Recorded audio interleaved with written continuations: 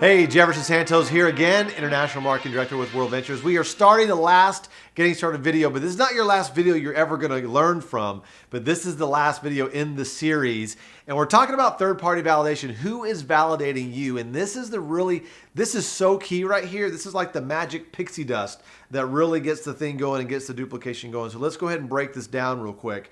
And so you've got you and your prospect. In between you and your prospect, you know each other. You might have known each other a few weeks or possibly several years, okay? And then you have an expert. And an expert is someone that's not you. All right, that's really, really important because there's a lot of times where you're trying to show your friend something or a contact and it's your opinion versus their opinion versus your opinion, and it's kind of like you're butting heads.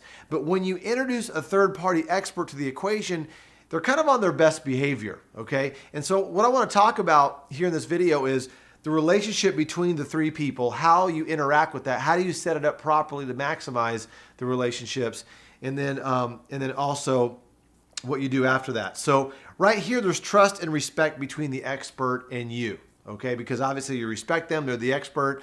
There's trust there because they're helping you build your business. Now, the expert does not have to be somebody in your upline. A lot of people get a little bit trapped in that. They have to say, well, somebody in my upline, which is those are the people above you in the compensation plan that are financially incentivized to help you, okay? It's mathematically impossible for your upline to do three-way calls with everybody. Does that make sense? Or a two-on-one presentation or a three-way call. So an expert is anybody that you've met in World Ventures that's got a great story that can kind of basically help validate what you're already saying. Does that make sense? Because we always say a prophet is not a prophet in his own hometown or his own land or her own land, okay?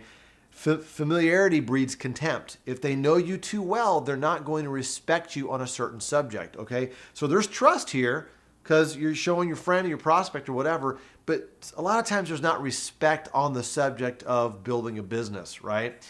And so here, you're going to create a bridge of respect between your prospect and also the expert, okay? And you're going to do that using a term called edification. Now, and edification means simply this. It means to build up or to strengthen, okay? And what you're gonna do, and I'll explain and give you the verbiage here, is what you're gonna do is you're going to introduce your prospect to the expert. And the only thing your prospect knows about the expert is what you say about the expert, okay? And you kind of wanna build it, not false flattery, but genuine edification, but you want to act like the expert like walks on water, or they're kind of like Donald Trump or something like that. You want to really build them up to where your prospect's like, wow, I'd love to talk to them.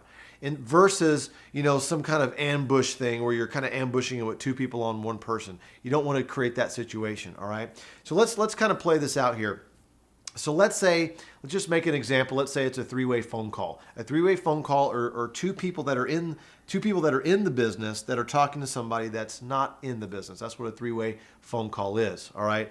And so what you want to do too is call your expert or text your expert first, or maybe you've got several experts that you can use and kind of group text them and say, hey, who's available today at 5 o'clock or tomorrow between 4 and 6? Who's available for a three-way phone call, quick validation because I'm doing some presentations.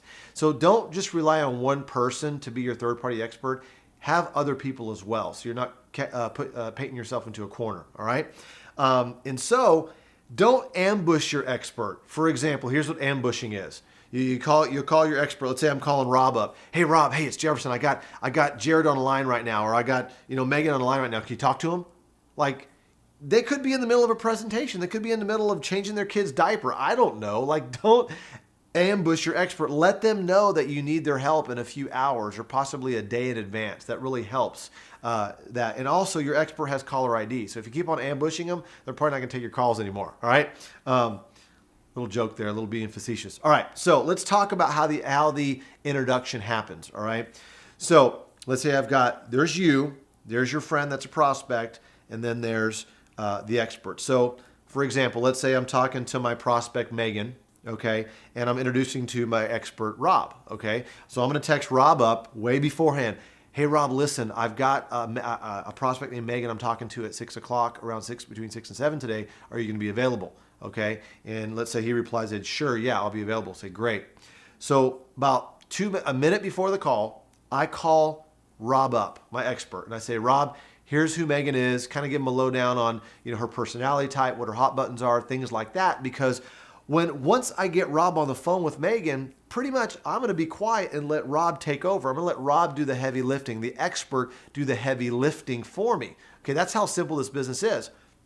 A lot of us, you're trying to do it all, put it all on your back. Don't put it all on your back. Use a third-party validation, all right?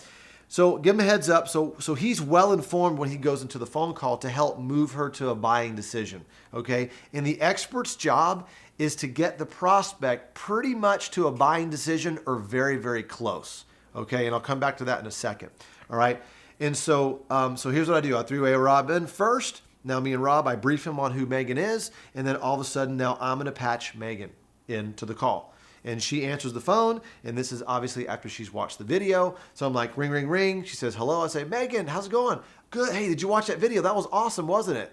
And I'm nodding my head even when I'm on the phone, like, because the body language goes through the phone, right? And she's like, oh, that was great. Now let me pause for a second. If I asked Megan, that was awesome, wasn't it? And she's like, well, I don't really know. I'm probably not going to introduce the expert on the phone. He's probably just going to stay quiet, and I might just kind of say, hey, is there any reason why you wouldn't want to do this? And she's kind of negative. I'm not going to even bring my expert on the phone or introduce her, because then all of a sudden it gets all weird and stuff. I'm not going to do that. Okay, so just be cognizant of that. And so I call her up. She's like, yes. Oh, that was awesome. That was awesome, wasn't it? She's like, yeah, that was great. So, hey, listen, real quick. It's very important that you say the word real quick. Okay. So, hey, listen, real quick, Megan. I took the liberty to grab my friend Rob. He's on the line with me right now. He's only going to pop on here for a couple of seconds to say hello. But Rob is this guy he owns 7 companies, very, very successful in his own right, doing very well in the business. And hey, Rob, my friend Megan. Matter of fact, we went to school together, and she's one of the smartest gals that I know. She really helped me with a lot of tests and stuff. And I wanted you two guys to meet, and Rob meet Megan, Megan meet Rob.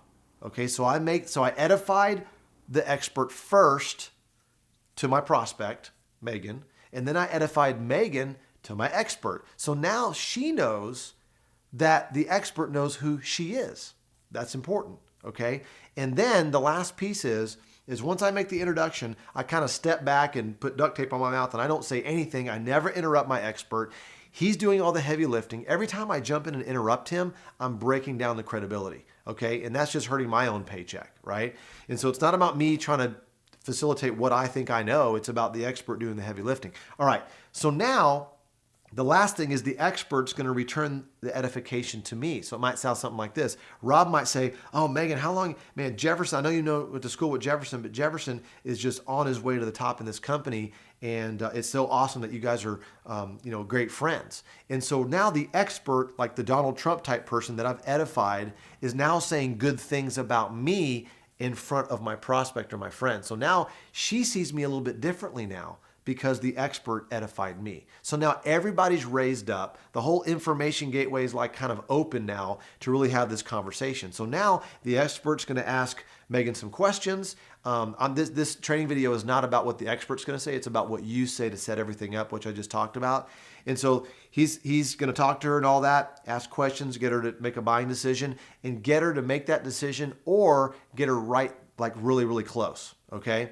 So now the call is over. Hey, great to meet you. Thank you very much. Looking forward to working with you. And the expert's also going to talk about how we're going to work together as a team, how's their support, all that stuff. All right.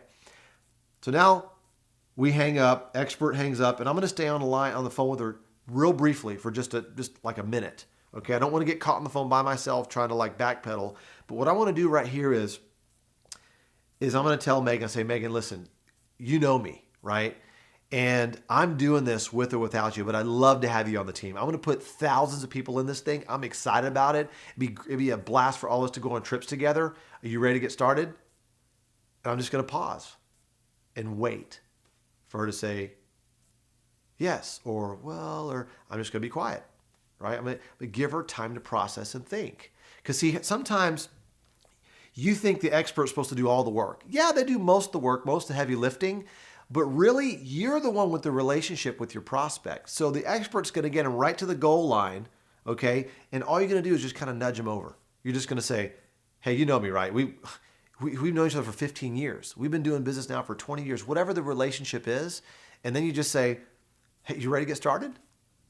And you just ask them. You make it personal and talk about how you're going to crush this thing.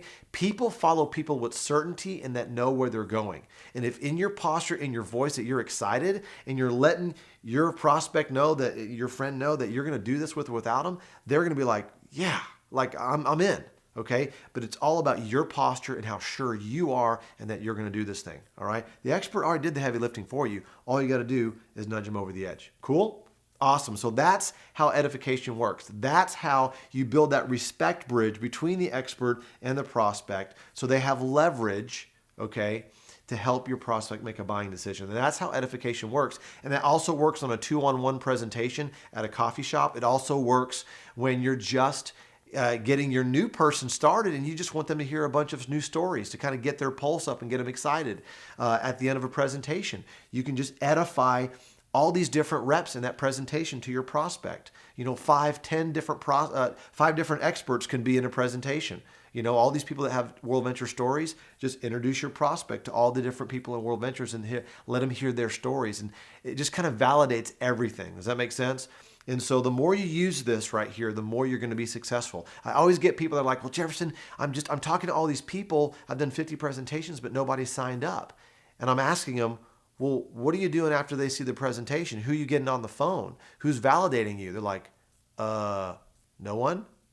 Duh, that's right. That's what needs to happen. You got to be validated. It's very, very important. So guys, wealth building is a team sport. Don't try to do this by yourself. Don't try to cowboy this thing up. And the last piece I want to share with you before I send you off to go build your business is this right here. Here's a baseball diamond, all right? And your job is to hit a home run and get back to home plate. But a lot of people misinterpret signing someone up as a member or whatever as getting a home run. That is not the home run. Okay, that's only first base. First base is getting that first sale. You make your list of your top 10 or top 20 people, get that first sale. That's only first base. Then you work with that new person, help them get their list of 20. That's second base, right? And then you help those new people get their first sale. That's third base. Okay. And then you getting your 6 is home plate. See, a lot of people, they think that getting around the bases is just making a sale. No, it's about getting to work. See, getting to work is getting to home plate. Getting that duplication is getting to home plate. That's the key thing that you need to do. And if you remember in a prior video, I talked about, 6, getting 36, 216, and 1296, right? On that 4th level, 1296, hypothetically, could earn you well over $25,000 in cycle pay and over $6,000 in residual income every single month. And so that's all you have to do is, we start at the beginning is getting your 6, and I'm ending right now full circle getting your 6 and going around the diamonds here. So with that said, happy building. I look forward to seeing you at one of our next training events in person and also on the beaches of the world. See you soon.